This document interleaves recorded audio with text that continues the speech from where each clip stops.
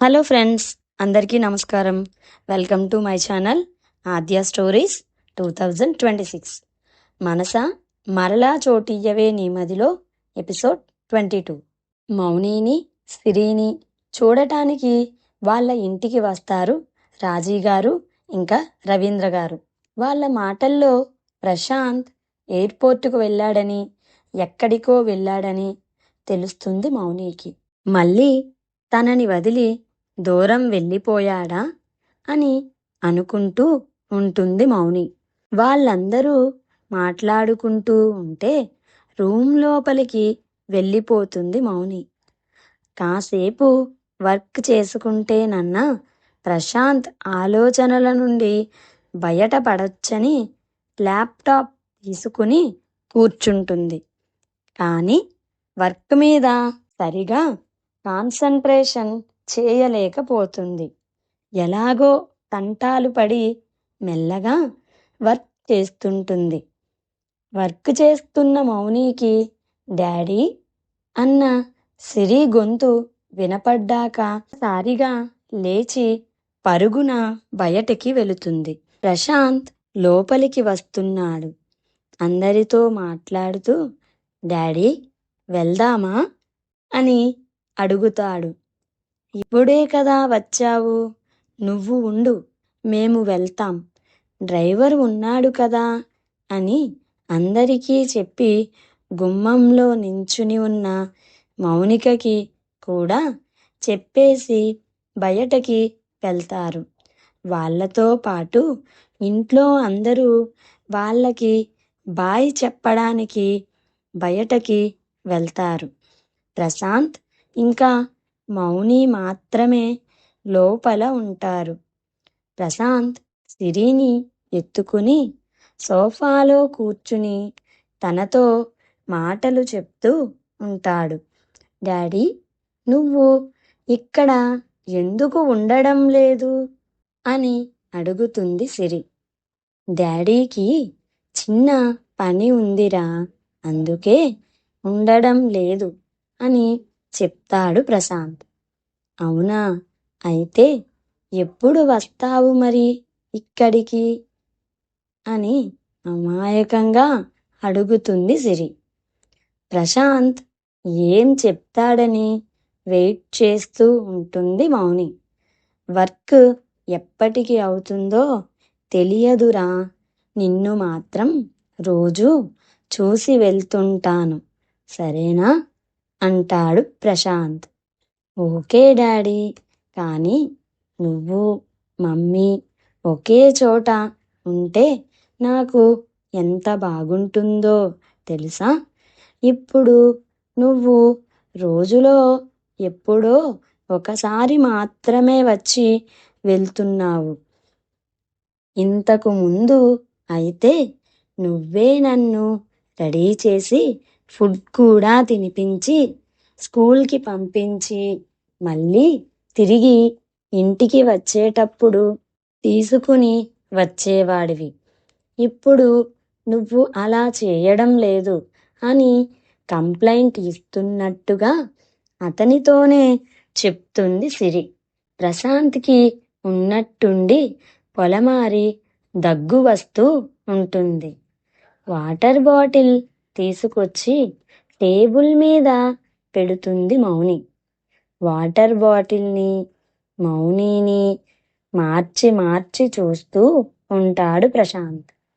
Water తాగండి అని మెల్లగా చెప్తుంది మౌని. ఆమె ప్రవర్తన కొత్తగా వింతగా అనిపిస్తుంది ప్రశాంత్కి.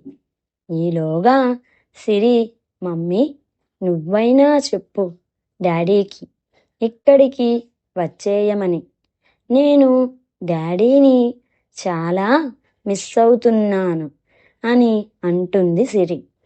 మౌని ప్రశాంత్ వైపు చూస్తూ, సిరి అడుగుతుంది కదా, తనకు ఆరోగ్యం సరి అవుతుంది, మీకు దగ్గరగా ఉండాలని ఆశపడుతుంది, కుదిరితే ఇక్కడ ఉండండి అని నెమ్మదిగా చెబుతుంది మౌని. ప్రశాంత్ ఆమె వైపు షాక్గా చూస్తాడు. ఆమెకు ఏమైందో అతనికి అర్థం కాలేదు.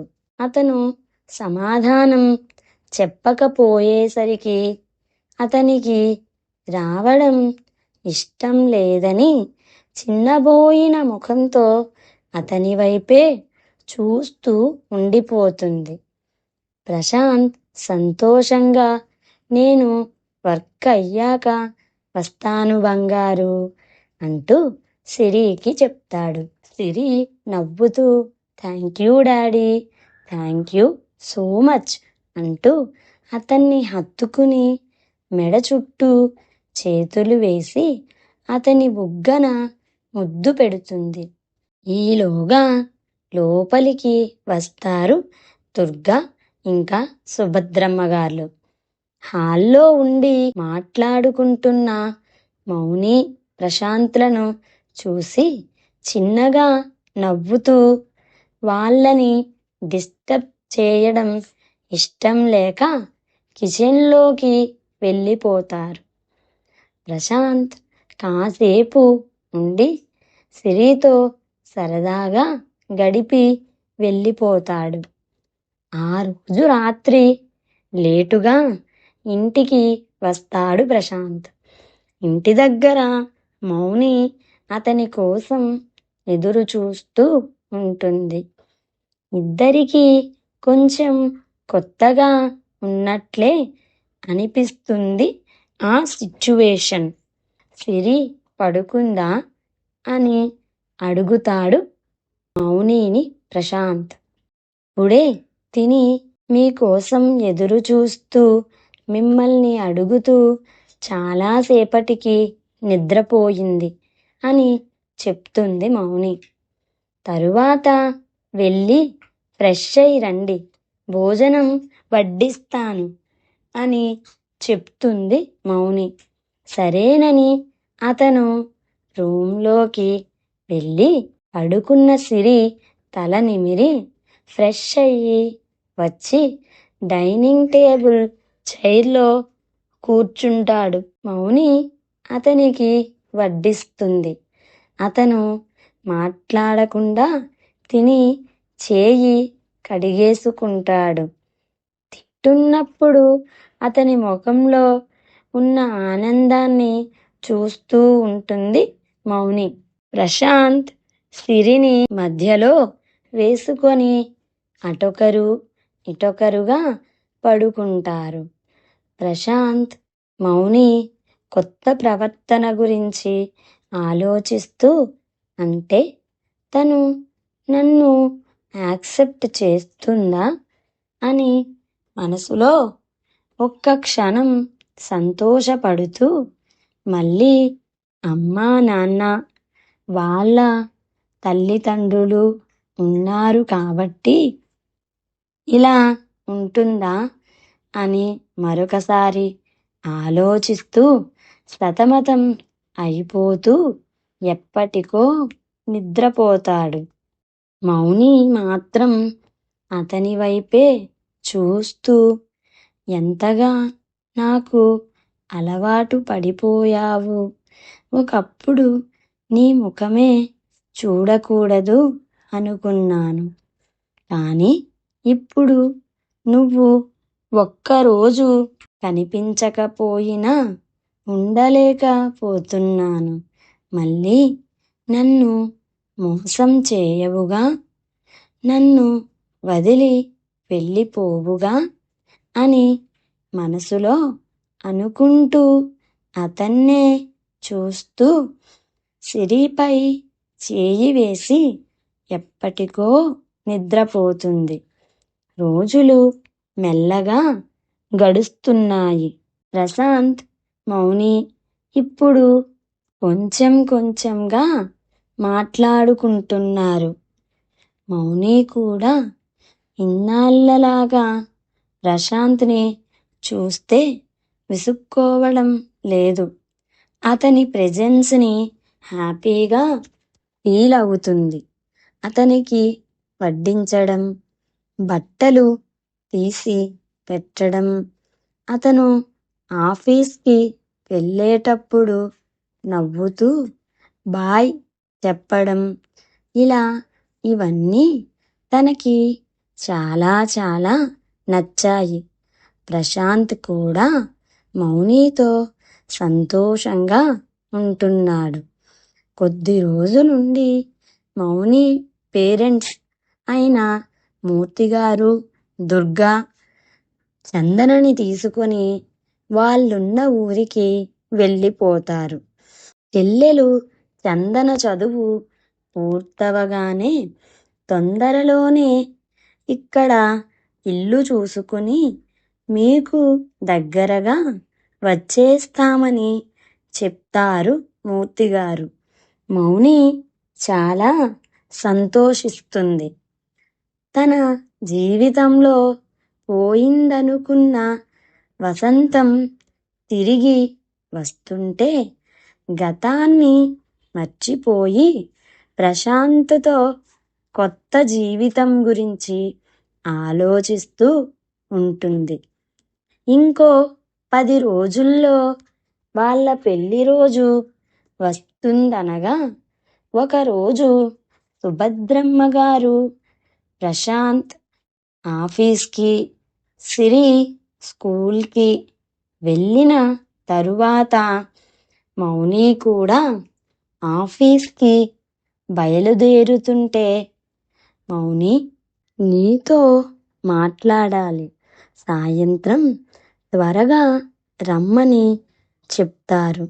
ఆ రోజు సాయంత్రం మౌని ఇంటికి వచ్చేసరికి ప్రశాంత్, సిరి ఇద్దరు పార్కుకి వెళ్ళి వస్తున్నారు.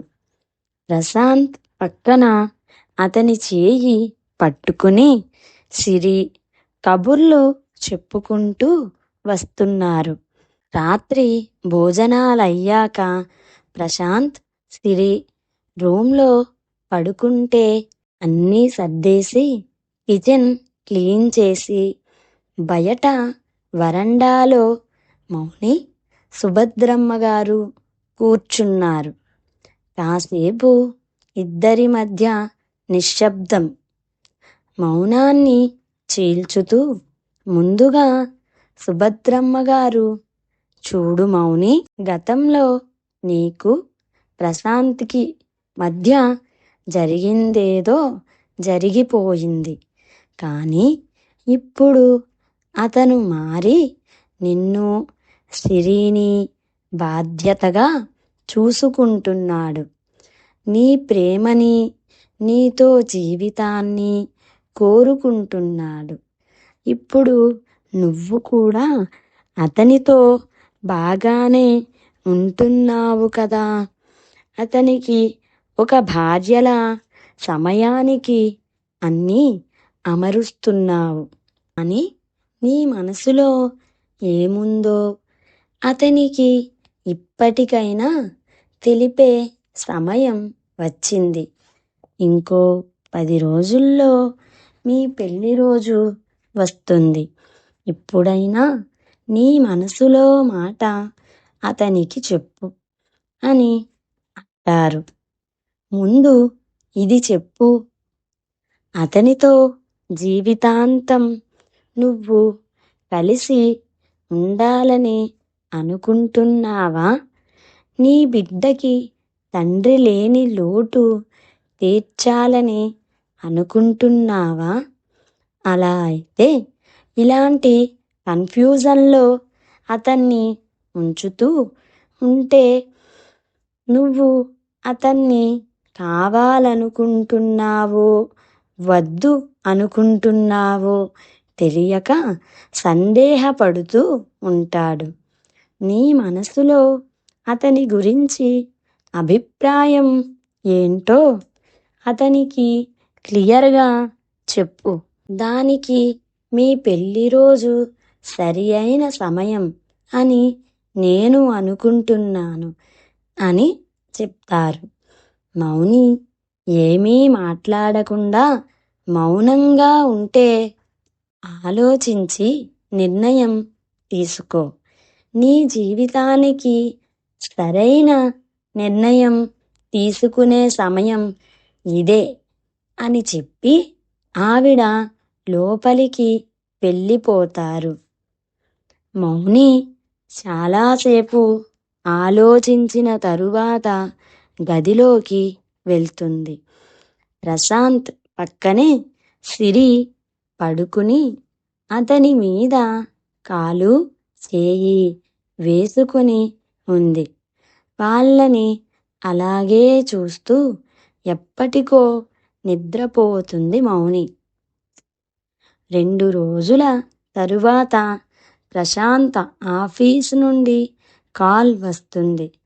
అప్పటికి ఇంకా మౌని లేవకపోతే సుభద్రమ్మతో నేను అర్జెంటుగా లండన్ వెళ్ళాలి, 10 గంటలకి ఫ్లైటు ఉంది, మౌని లేస్తే చెప్పండి అని అంటాడు. సుభద్రమ్మగారు ఉండు బాబు, తనని లేపుతాను అంటారు. వద్దండి, ఆఫీసులో చాలా వర్క్ ప్రెజర్ ఉంటుంది ఈ మధ్య, నైట్ కూడా లేటుగా పడుకుంది, తాను లేచాకే చెప్పండి అని అంటాడు. సరే బాబు, కాఫీ అయినా తాగండి, అలా ఖాళీ కడుపుతో ప్రయాణం చేయొద్దు అని చెప్పి గబగబా కాఫీ పెట్టి ప్రశాంత్కి ఇచ్చి అతను రెడీ అయ్యి వచ్చేలోపు దేవుడికి పూజ చేసి బయటకి హారతి పెట్టుకొని వచ్చి అతనికి ఇస్తూ ఎప్పటిలోగా వస్తారు అని అడుగుతారు. తెలియదు, వెళ్ళాక చూడాలి అని చెప్పి రూంలోకి వచ్చి బ్యాగ్ సర్దుకుని సిరి నుదుటున ముద్దు పెట్టి మౌని తల నిమిరి బయటకి వచ్చి కార్లో ఎయిర్పోర్ట్కి వెళ్ళిపోతాడు. అతను వెళ్ళిన చాలాసేపటికి నిదానంగా లేస్తుంది మౌని. పక్కన ప్రశాంత్ కనబడకపోతుంటే బాత్రూంలో ఉన్నాడేమో అనుకుంటుంది. కానీ డోరు ఓపెన్ చేసి ఉండడంతో జాగింగ్కి వెళ్ళాడా అనుకుంటూ టైం చూస్తుంది. వాల్ క్లాక్ 8 గంటలని చూపిస్తుంటే ఇంతసేపు పడుకున్నానేంటి అనుకుంటూ లేచి బెడ్ దిగి సిరిని కూడా లేపి త్వరగా రెడీ చేస్తుంది.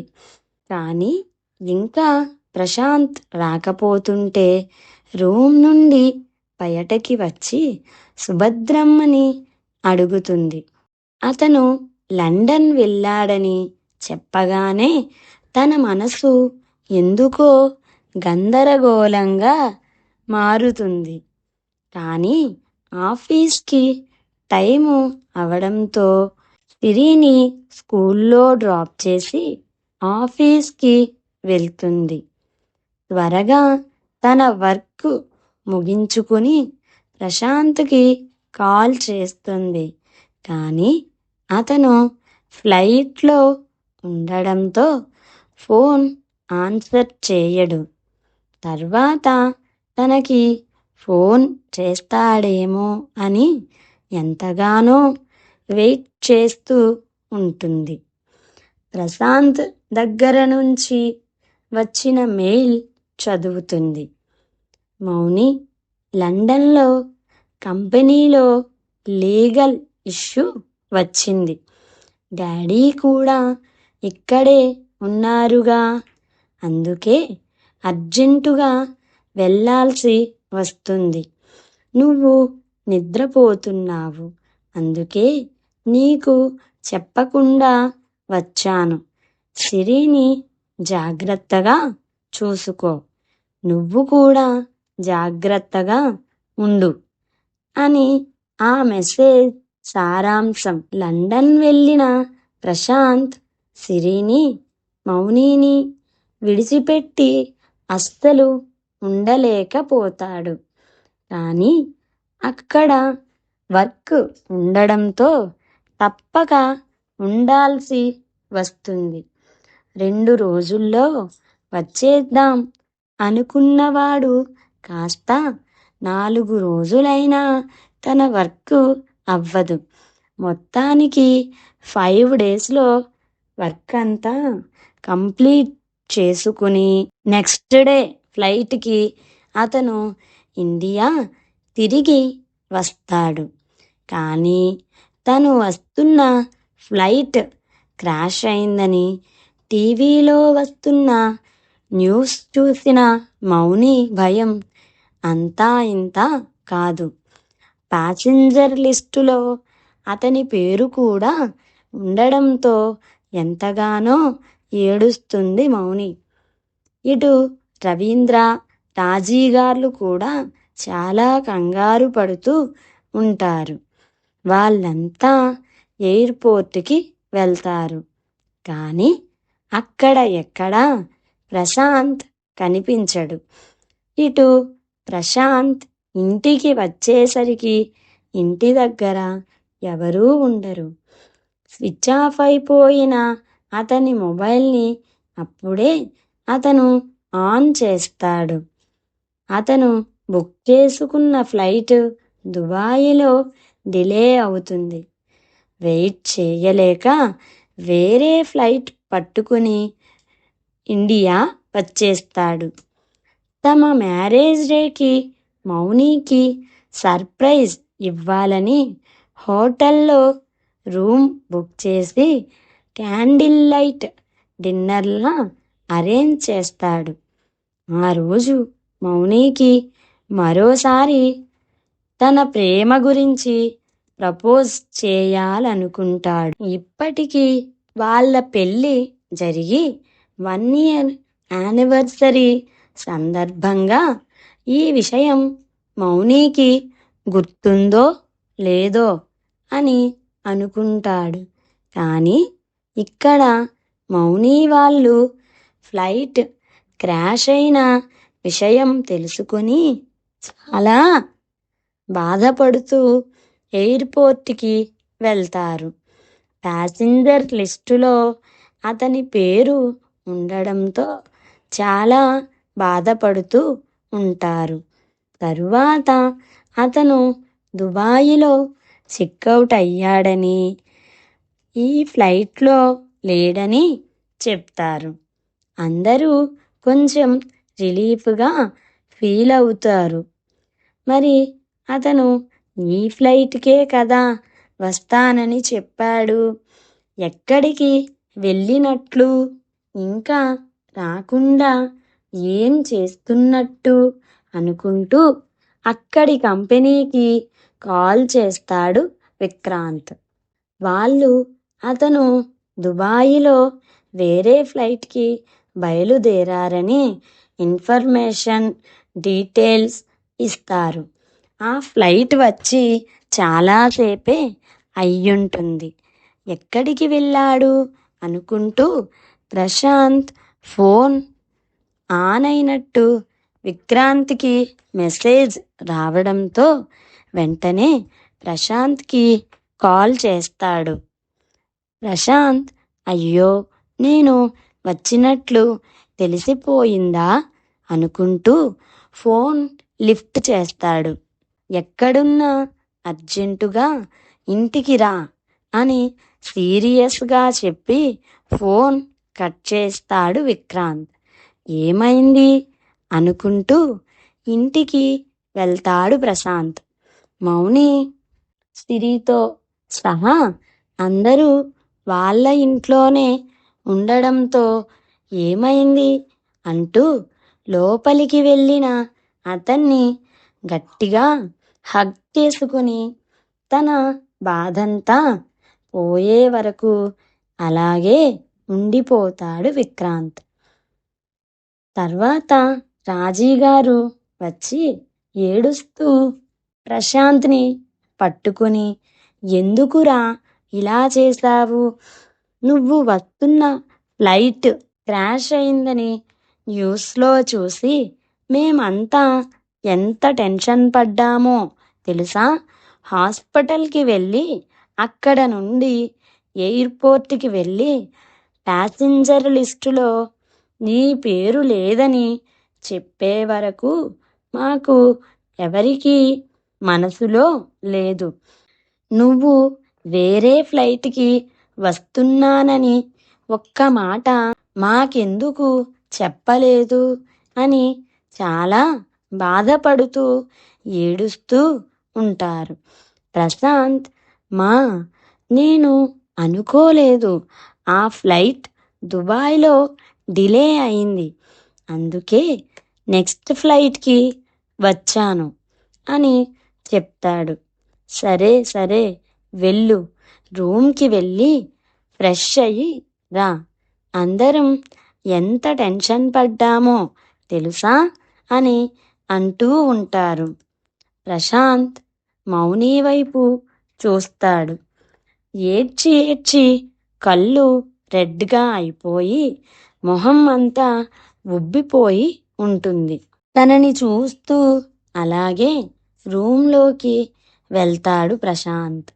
రాజీగారు మౌని దగ్గరకి వచ్చి తన తల నిమురుతూ వాడికి ఏమీ కాలేదు, తిరిగి ఇంటికి వచ్చాడుగా, రూమ్లోకి వెళ్ళి ముఖం కడుక్కొని వాడికి ఏం కావాలో చూసిరా అమ్మా అని చెప్తారు. మౌని మొహమాట పడుతూ ఉంటే ముఖమంతా ఎలా వాడిపోయిందో చూడు, వెళ్ళి కాస్త ఫ్రెష్ అయ్యి రా, వాడితో ఒకసారి మాట్లాడు అంటారు రాజీగారు. మౌని ఇప్పటికైనా తన మనసులో మాట ప్రశాంత్కి చెప్తుందో లేదో చూద్దాం నెక్స్ట్ ఎపిసోడ్లో. నా స్టోరీస్ కనుక మీకు నచ్చినట్లయితే నా ఛానల్ని లైక్ చేయండి, షేర్ చేయండి, అలాగే తప్పకుండా సబ్స్క్రైబ్ చేసుకోండి. స్టోరీ ఎలా ఉందో కామెంట్ చేయడం మాత్రం మర్చిపోకండి. అంతవరకు బాయ్ ఫ్రెండ్స్, నెక్స్ట్ ఎపిసోడ్లో మళ్ళీ కలుద్దాం.